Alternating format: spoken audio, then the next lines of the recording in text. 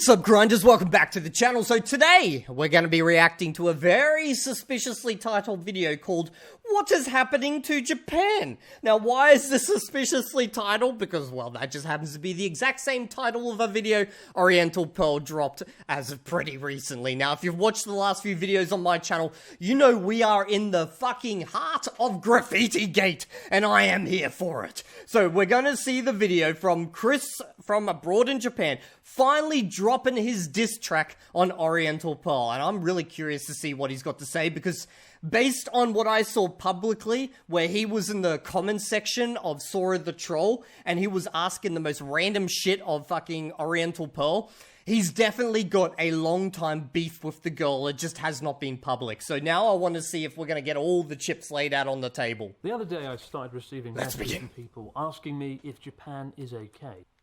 Okay, dude, what's going on in Japan right now? Okay. This is obviously like a Facebook message or something like that. This is not just a random viewer. So this is probably from one of his friends who, you know, same as him, does not like Oriental Pearl, and they're just sending a sarcastic message. This is the exact same types of messages I send with my friends all the time. So this is not a viewer. Linking a rather ominous sounding video. What the fuck? Why'd you blur out her face? She's looking like fucking Slender Woman over here in the back streets of fucking Japan, looking for young people to abduct.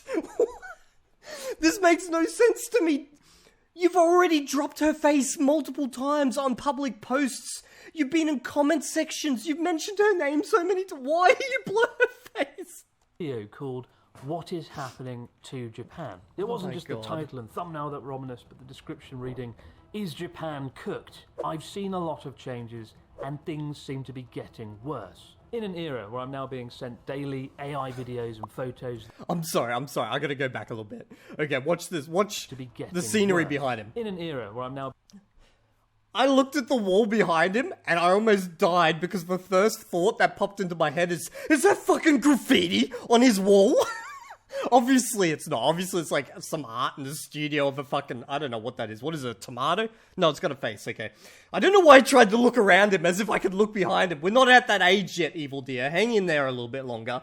But yeah, that was my first thought. You can see I am deep in the weeds with this shit. Being sent daily AI videos and photos that sorely misrepresent Japan. From bizarre and questionable... Fucking AI's misrepresenting everything, my man. This ain't special to Japan. ...accounts. It made an almost refreshing change to be sent something produced by a human being. But to be fair, as a Japan expert, at least, you know, that's how he's presenting himself on YouTube, it is within his purview to debunk bullshit AI, because I debunk bullshit AI in the language community all the time, so I'm not taking a pick at him over that. It's perfectly fine for him to, you know, shit on that stuff. And more crucially, a creator who is one of the biggest foreign content creators living in Japan, with 1.4 million subscribers on YouTube alone, and hundreds of thousands more across other social media platforms. In fact, the same video had been chopped up into half a dozen videos. This blurring of the face just makes no fucking sense the more I think about this. Like, he's blurred out her face and her profile pic, okay? Yet, the video title is right there. What is happening to Japan? If I want to go and shit on Oriental Pearl, because that's her name, guys, I just gotta type that in. As he said, it's got hundreds of thousands of views. It will be top of the search. Without dialogue, and shared on Instagram and TikTok, amassing over 3 million views in just a matter of days. Now I was especially concerned, not just as somebody living in Japan or Tokyo, but actually this street where the thumbnail's taken is somewhere I walk down once or twice a week in Nakameguro. Ooh, okay, so... I know based on Oriental Pearl's last video, she mentioned that this is basically an area where the implication is either lives or works or something like that. So this is an area she frequents quite often. And he's saying that he's also from this exact area.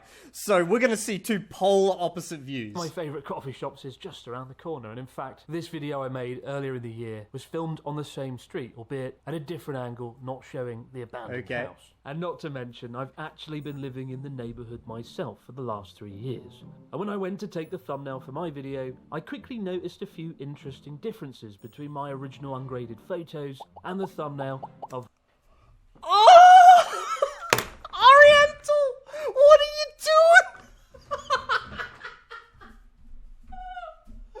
Oh, girl, you did not add graffiti. Oh my god, this is such a YouTuber thing. Oh, okay. I've got two minds about this. First one is, YouTubers are always sprucing up their fucking thumbnails and adding random shit in. Like, I look like a Giga Chad in some of mine, okay? But obviously that's bullshit.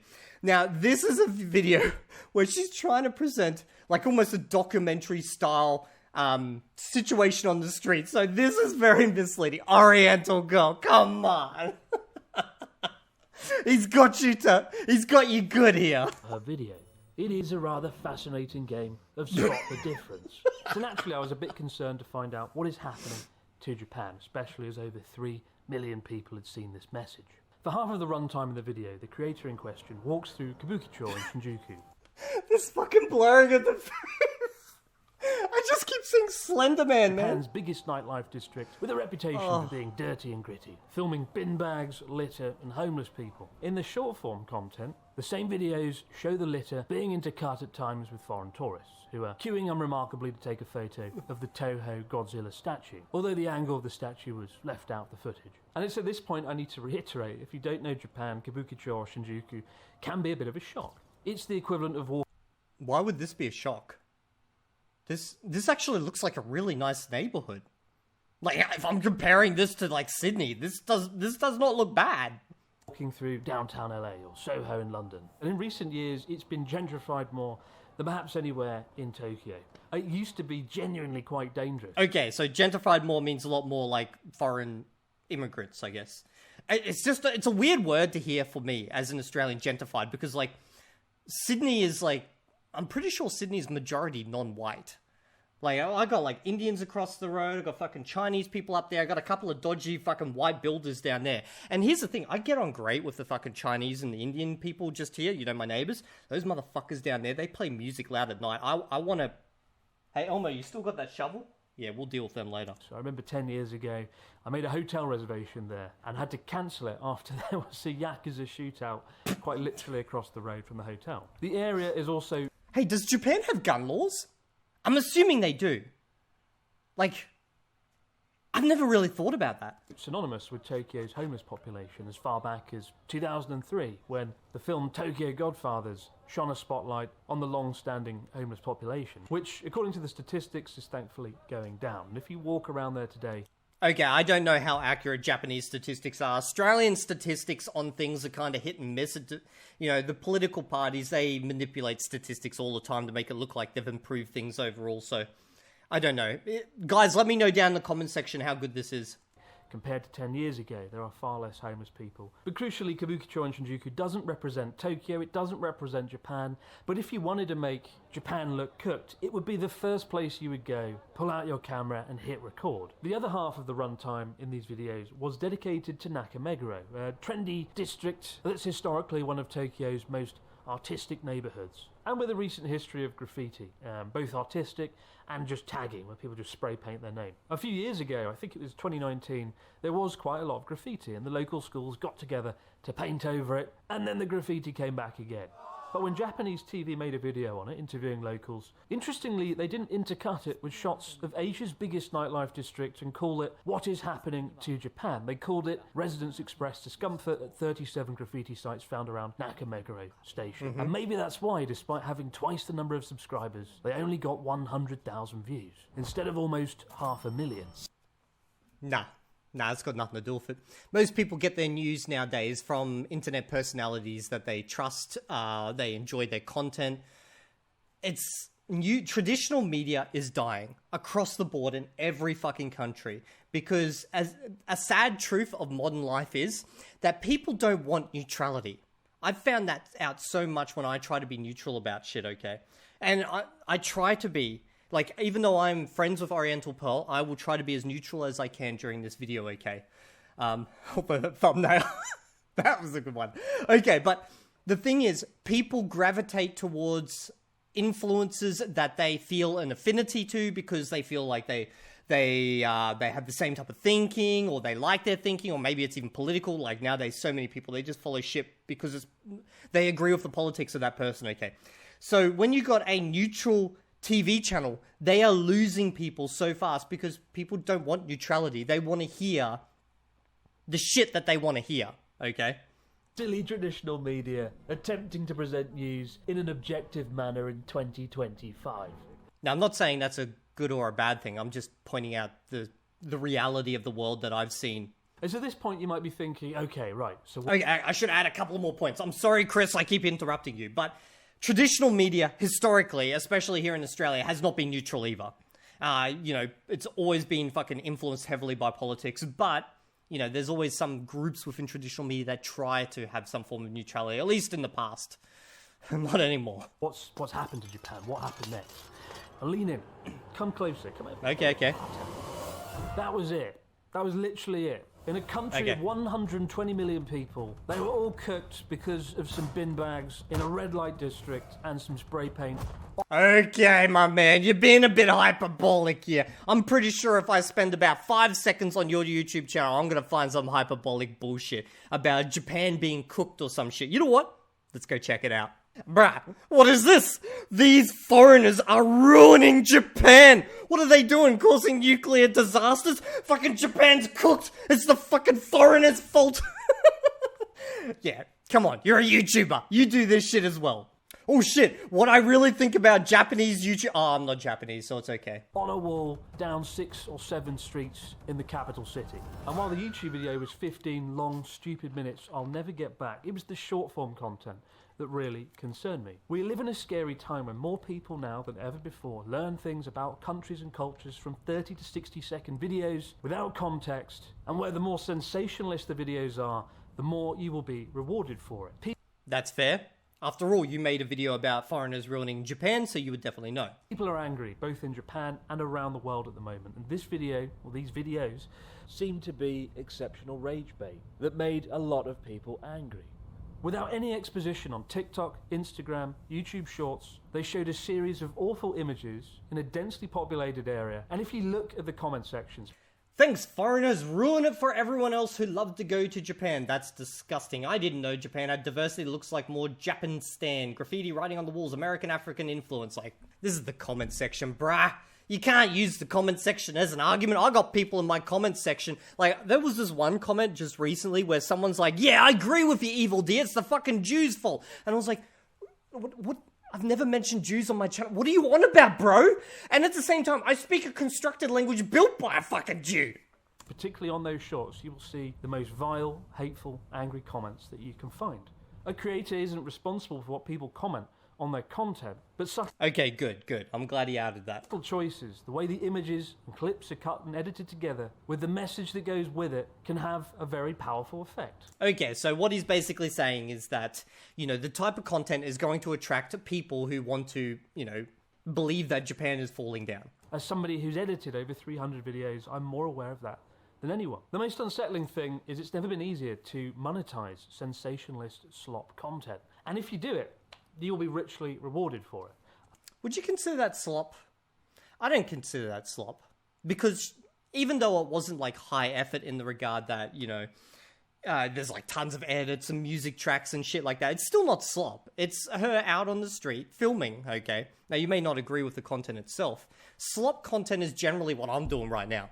It's where I just like fucking react to something else and leech views off of that.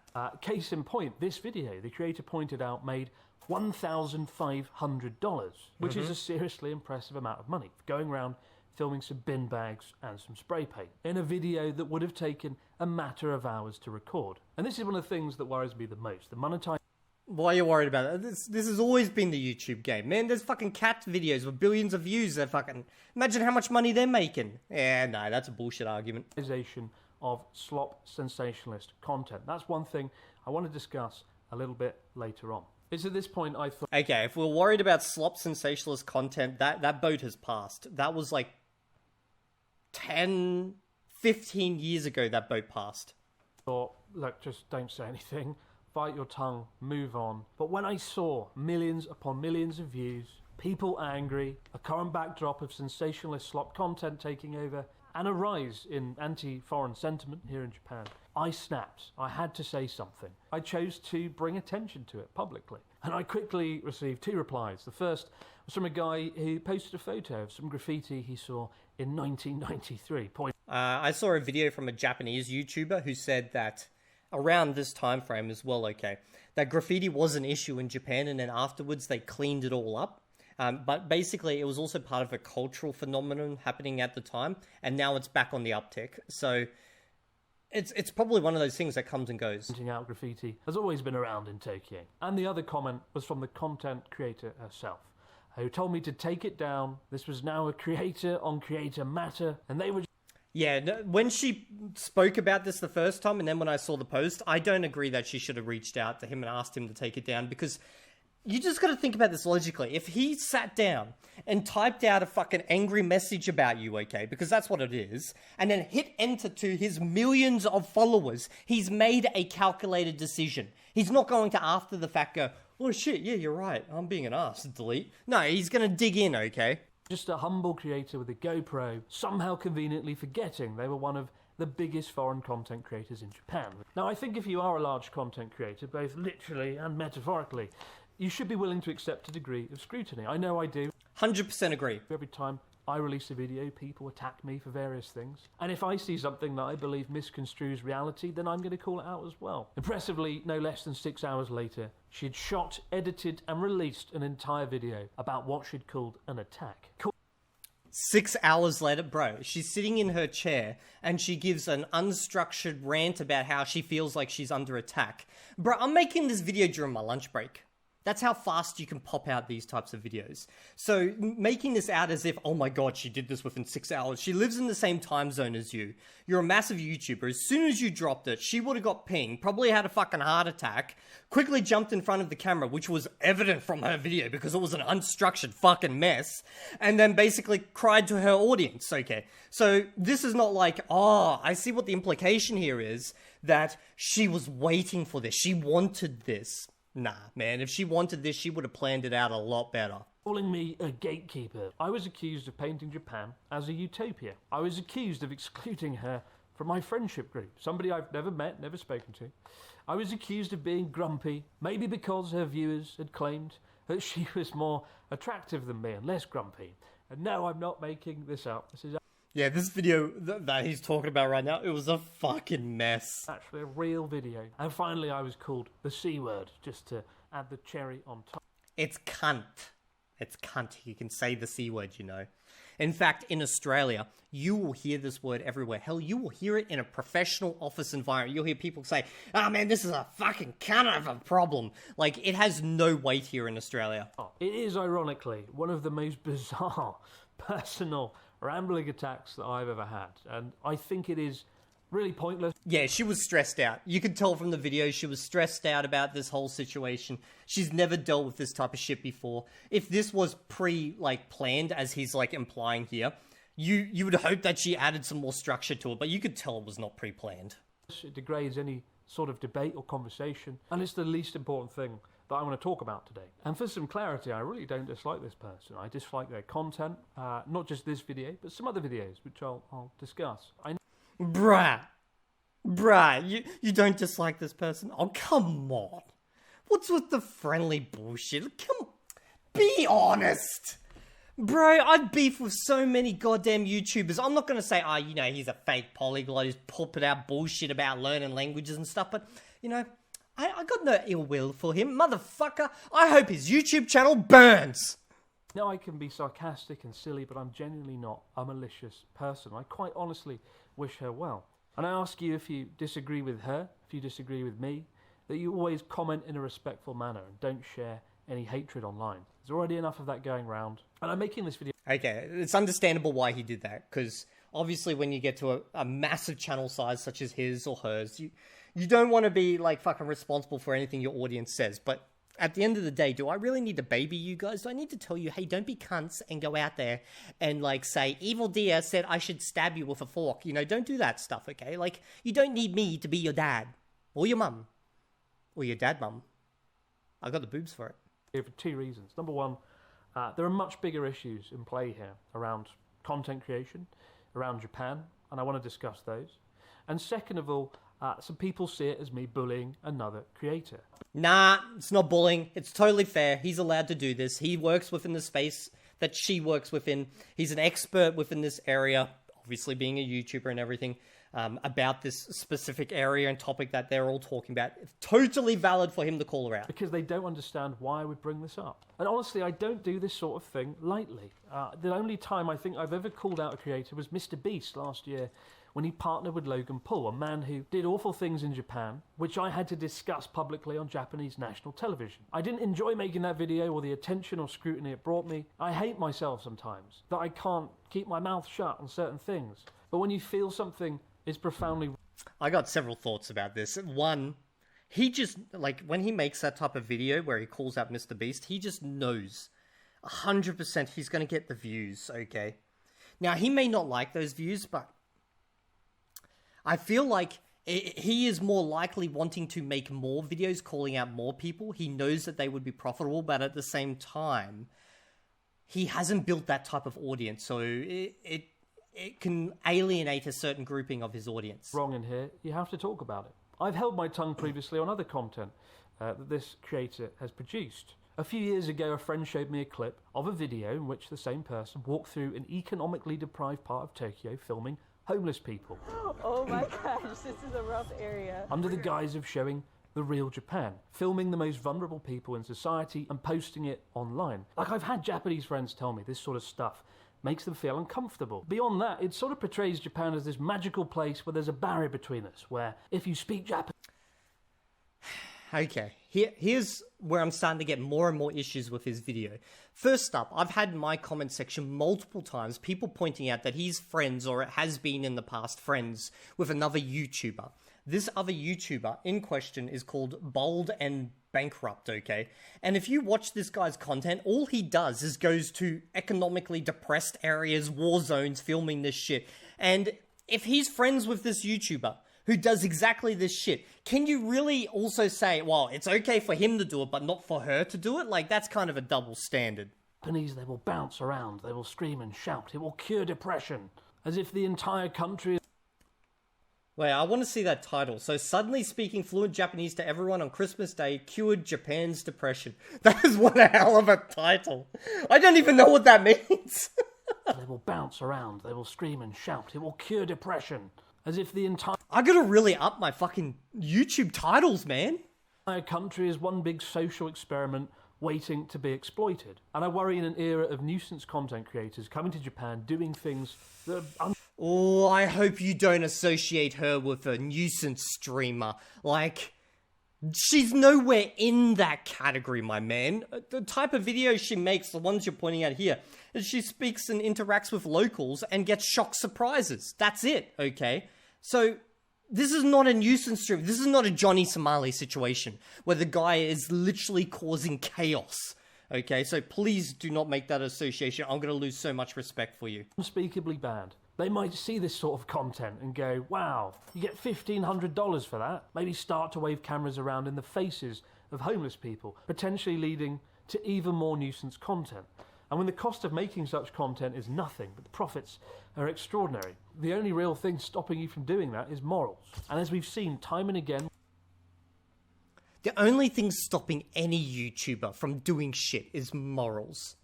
But what you're doing, my man, is associating her with this other YouTuber, okay? I have not heard any disclaimer saying, now look guys, I'm not saying she's a fucking Johnny Somali over here. I'm saying, like, you know, there's extremes to this shit. She's over on this side where she just gets happy expressions and shit from locals because she speaks their languages. But if you're not careful, you may end up wandering fucking all the way down to the other end of Johnny Somali. Like, this is not even anywhere in the same ballpark. With streamers in Japan, morals are often in short supply, and coupled with the fact there's rising anti-foreign sentiment in Japan, it makes me concerned and uncomfortable. So what are the real... Yeah, shit, we're about to go political. I might have to delete this video from my own Discord. ...issues facing Japan? What is happening to Japan? In the last few weeks, I've been travelling around the country, filming videos. I've been to Sendai, Nagano, Nagoya, Gifu, Okinawa, and spending time with the locals out there, talking with them, hearing their concerns. Fuck, that's beautiful, man. Look at that landscape. Jesus Christ. I can assure you, none of them care about a fucking bin bag in Shinjuku or some spray paint on a wall in Nakameguro. The two most notable... Yeah, well, Okay? There's lots of shit that's been put online. I don't care about Australia. Things are depopulation and a cost of living crisis. And funnily enough, while this stuff was happening, I was on an island in Okinawa interviewing the locals on how depopulation has affected their island. Where once there were hundreds of people, today there are 50, and this has obviously affected island life. And quite honestly, I would much rather be editing that video. I might actually check out that video because I swear to God, this is probably not going to be an honest discussion. People talk about depopulation and immigration all the fucking time, but no one's honest about the actual issues here, okay? Immigration, large numbers of immigration, is generally a byproduct of population decline, okay? Or at least population stagnation. And why do we have population stagnation? And what do people always propose as solutions to this in every goddamn video? Because it's affecting every developed country in the world. They say, oh, we need the government to give more support to families, to improve work-life balances, blah, blah, blah, blah, blah. It's got fucking nothing to do with that, okay? So let's look at myself. Okay, I have the resources to have kids right now. No problem in the world. Most of my friends are exactly the same, okay? But no one's having kids. Do you know why? Because they take effort and we don't need them. That's pretty much it. Like, everyone is highly individualistic in this day and age. They do not see the need for kids, and that's why we're having a population decline. And people just generally want to have a good time. That's pretty much it. How do we get out of that situation as a society? Well, I know the religious groups are going to say, because I've got a lot of people who, are Christian and follow me, and they'll say, oh, this is a lack of spirituality and all this stuff. I don't know, because I don't think it's that. I think religion just gives people a reason to have kids in a lot of cases. But also, this is the same issue that, the fucking ancient Romans were facing when they became at the end of various points within Roman society, because obviously it's a very, very complex subject. But, they literally brought in laws to force the upper class to have kids because they were too busy out there doing fucking debauchery stuff, basically. Now, we're not necessarily doing that, but people just see they just don't have a need. But this has long time impacts on a country. Than talking about this. But it will take me weeks to edit that video and do the Islanders' story justice. And this takes me to the real crux of the matter, the thing that worries With a small island, though, it's probably something to do with brain drain. Me the most. In the same time that it will take to produce this video, I could go out and film 50 of these videos. Make a lot more money with a lot less effort. It is increasingly hard to compete when you're producing videos to a higher standard. Ooh, now we're getting to the crux of the issue. Okay, well, unfortunately, my man, the type of content she produces and the audience that she has grown, they accept that this is easier content for her to produce and they're happy to enjoy this type of content. But, this is probably one of her quickest videos. Her other videos where she's out on the street shocking locals, those are not quick videos to make. They actually take a very long time because most people are not going to be shocked. I know I've spoken to other YouTubers who do shocking the locals type of thing, or the Omi TV type of ones. Those guys can sit online for 8+ hours just trying to get one interaction that's worth a video clip. Now, obviously, then that means this is not an honest shocking the locals video, but that's not why people watch it. They just like to see locals surprised for someone speaking a language. But at the end of the day, you can't blame her that the format of content that she makes is just easier. It's like it has a higher return on fucking investment for her. That's not her fault. When you have to fact check everything. The creator of this video claimed it took 50 hours to produce this video. A claim I find to be, quite frankly, baffling. I'm not sure whether... Okay, so what she was saying in that video, because that's coming from her response video, is it took me so many years to, make this video. But the thing is, what she was trying to say, because her from what I can tell from her unstructured response, is that this is a topic that she spent a lot of time on, but she's never made a video on because she never felt ready to. I think because she was a bit worried about this type of kickback. 50 hours when? And you might think, well, he does sound kind of jealous now. Maybe she's right. Maybe he's just not getting the views. And I say far from it. I could go out and make this content in one afternoon in Tokyo. What I'm saying is social media platforms don't care. They don't reward accuracy. They don't reward nuance. This is true. For objective reason. They reward clicks, they reward attention, they reward sensationalism. Just noticed my camera battery randomly died, so I had to swap a new one in. Journalistic integrity really doesn't count for much online, unfortunately, to an almost dystopian degree. Some criticisms levelled at me is that I also make sensationalist content and that I only show the nice side of Japan, the squeaky clean I noticed you didn't put the Johnny Somali video up there. rose-tinted spectacle version of the country. And to that I would say there's a big difference between sensationalist content and clickbait titles and thumbnails. I hate having to pull a stupid face. I hate my thumbnails and titles. But it is simply a matter of survival on an increasingly crowded platform that doesn't... Okay, everything he is saying is true here, but this is a cop-out. Because there are plenty of YouTube channels which are fucking massive and their thumbnails are literally just screenshots from the video. Like, they put no effort in and yet they still get massive amounts of views. And it comes down to the audience you've grown. If you started off with these types of thumbnails, that's what your audience is going to expect moving forward, and that's the type of people you're going to attract. People that are basically like, ooh, shiny, and they'll click on it. Now, I've gone through the different types over the years. I've gone through, periods of time where I just make, screenshots, and then periods of time where I put a little bit of effort in my thumbnails. Like right now, I'm in the effort period. I may go back to the, effort period again. Fuck, I made a thumbnail recently that was just all bloody yellow. But, like, at the same time, you can't say, oh, some type of clickbaitiness is acceptable and some type of clickbaitiness is not, and this is sensationalist and this is not. Because to you, something sensationalist, to another person, this is just the news. Doesn't share your content unless it has a high click-through rate. And I tried to make up for the stupid faces and titles by delivering content that does the subject matter justice. And the claim that I show only the over-romanticised utopian version of Japan is simply ridiculous. Does this look romanticised? Is this a utopia? Does that look romanticised? Is this... That's a fair. This is all fair. Is this a utopia?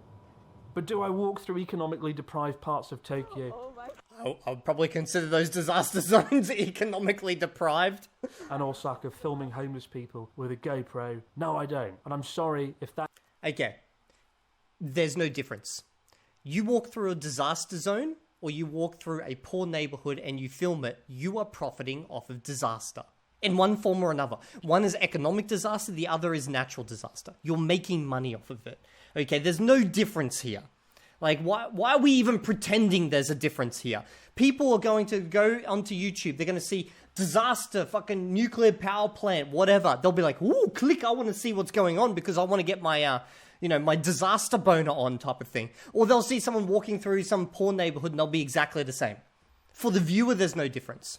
That is the only definition of showing the dark side of Japan that you have. I cover the matter. But to be fair, the reason he is saying this stuff is because Oriental did imply in her video that he only does positive content, and it's clear that he doesn't. That I genuinely believe are affecting Japan the most. And in fact, I've been speaking with a homeless shelter about doing a documentary, but it's a serious topic, and these are people's lives, and I need to tackle that carefully. Okay, I see a collaboration opportunity here, because I believe Oriental Pearl does collections for the homeless. So maybe you two can work together. Maybe. Combine your forces! If you want to watch something about Japan's homeless population, Life Where I'm From has made a fantastic documentary series on the subject. I would urge you to go and watch them. I will say, I've felt sort of disheartened this year in general about so many things, about the state of the world, and this is sort of to the side of this issue. As you may know, I've been living here over a decade now, about 13 years, and I've been extremely lucky to be here, and I've always tried to show Japan... So many people are pessimistic about the world these days. I don't know why. If you look at the history of humanity overall, we're probably in one of the most peaceful times ever. One of the most economically rich times for the general population ever. Now, obviously, not everyone is profiting. Some people are in war zones. Some people, get shit fucking starter decks, basically, when they fire up their new character in this world, which is what I did, but then I worked my way out of it, luckily. But I'm very optimistic about the future. I look at the world and I'm like, yeah, there's some shit that's happening over here and over there, but overall, I think humanity's doing pretty good. And in a fair and balanced way, particularly in more rural areas that I love, which I've been lucky to call home. And more I'm seeing comments and discourse online that I'm just a foreign guy living in Japan. I don't understand the culture. I'm a foreign guy exploiting Japan. And I've had that claim thrown at me more in the last 12 months than in the last 12 years combined. Yeah, well, that's due to American politics. I get the same shit thrown at me as well. American politics has become completely radicalized to the point where the only person who's allowed to talk about a topic is someone who has lived experience within that topic. and you as a foreigner, in this case, like an outsider from this community, you are deemed not allowed to talk about this topic. So I think you and Pearl would probably agree on this, that this is very unfair, because you both lived in this country for a long time. You have just as much right to talk about the country as the locals do. Now, obviously, you have different experiences in your upbringings, but the fact that you're all living through the same type of world at the moment, you should be allowed to talk about this. But this is all down to American politics being very, very radicalized in the fact that unless you are that person, you are not allowed to talk about it. To the point, it has sort of sucked the energy out of me a bit and made me wonder, what am I doing? Does what I do matter anymore? No matter how many documentaries I make, no matter what I shine a spotlight on, no matter who I meet or what I do, just a foreign guy exploiting Japan. And What's this got to do with her, though? Really? Why are we going to the psychologist right now and unloading emotionally? This has got nothing to do with her. This is actually starting to make me feel like your frustration up until this point is now being offloaded onto Oriental just because you can. Like, she seems like a good target. She's a white girl in Japan. Like, you're not going to get accused of anything for targeting her. So this is not a good look. You shouldn't be having this in this video. I felt lost about what am I doing here? I was far happier as a smaller creator without the burden of expectations, without people overanalyzing everything I said or did. And to be frank, the only thing that keeps me doing this... You're also doing it. You're overanalyzing everything as well. Yeah, this is a video this is actually just him frustrated with his entire life at the moment, and he's just unloading it onto this other creator. This is unfair. Wow. Like, this reminds me so many times where you've all gone through this experience, right? You've got a friend, and for some reason, they just fucking go to war with you over some absolute bullshit you say, and you're like, what's wrong with you? And then you find out a few weeks later that maybe their grandma died, or something bullshit happened in their life, nothing to do with you, but their frustration at that time just happened to be the target from which they released the frustration. Now, for why you're the target, we don't know. Could be a billion different reasons, but that's what this video is feeling more and more like. He's like, if we have a look at this video, everything from... Realistically, okay, there's a little bit about Oriental Pearl in here, but like everything from about this point here, like the 5-6 minute mark, it's not about her anymore. It's about him, about the fact that her type of content gets views and requires less effort, that people are bullshitting online, and you know, you got the nuisance streamers out there, and people are not being neutral like they used to be, and blah blah blah, and now just this random frustration. This is not her.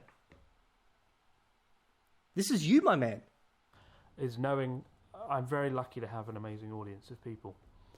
I know you're not just numbers on a view count, you're actually real people, and I'm very grateful I've got to meet so many of you. I sort of need to know, if you're watching, that I'm not going mad here. If there's one thing to take away... That just got deep. Okay, so the beginning of this video was good. There was a good call out with the thumbnail here. The middle of this video was pretty shit. It's just, you know, him...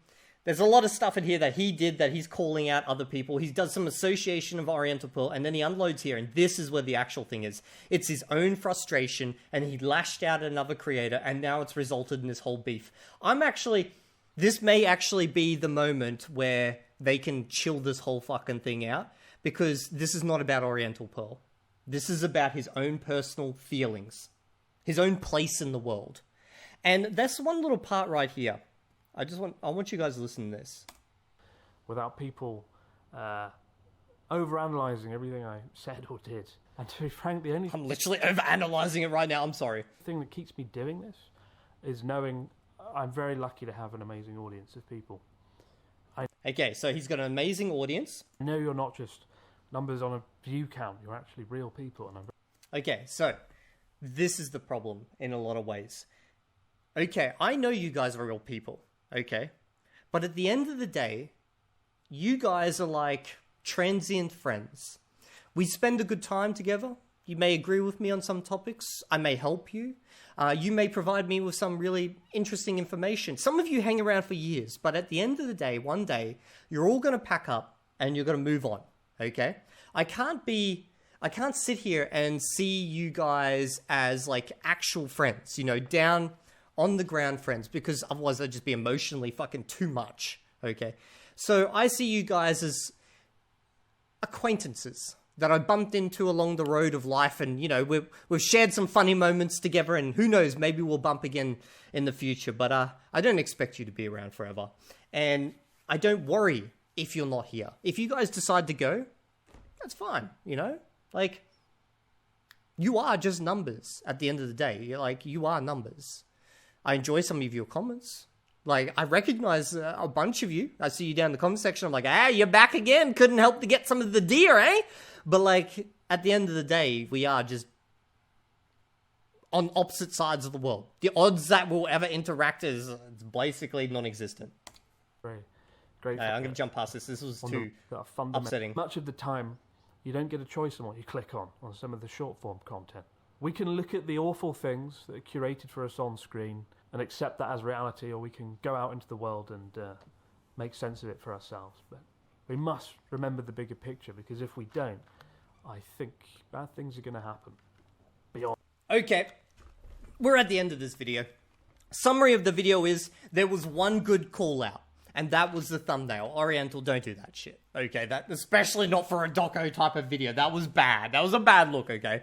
But the rest of this was his own frustration with his life and with the type of content that's successful on YouTube slowly drowning out his own.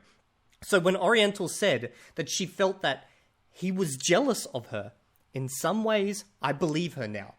I can see. Now, jealousy is not a bad thing. People get really, like, upset when you say, oh, you're jealous.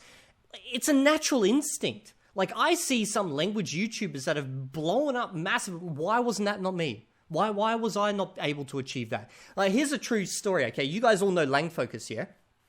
He might not even know this. But at one point, long time ago, when I was making just Esperanto content, he was a smaller YouTuber than me, and he used to leave comments on my Esperanto channel. And I remember him. We chatted with him, and I saw a couple of his videos. And then his channel blew the fuck up, okay? Like, went massive. You guys all know now. Massive channel. Every now and then, I'm like, damn, I made those videos. Like, those language videos, I made them. But I did them in Esperanto. Like, I have a whole series where I go do exactly what he did, but in Esperanto, okay? So I see what he did, what he achieved, his massive channel, and I'm like, I'm a little bit jealous. You know, that could have been my channel. I could have been doing that. But then at the same time, I also think, do I want to be doing that for long term? So jealousy is just a natural instinct. By the way, massive props to Langfocus. He's got an awesome channel. You guys should definitely check it out. Yeah, that's pretty much it. I hope you guys have enjoyed this video, and I'll see you all in the next video. And if you're not there, Elmo's going to help me bury you back in my garden. You'll be the fertilizer.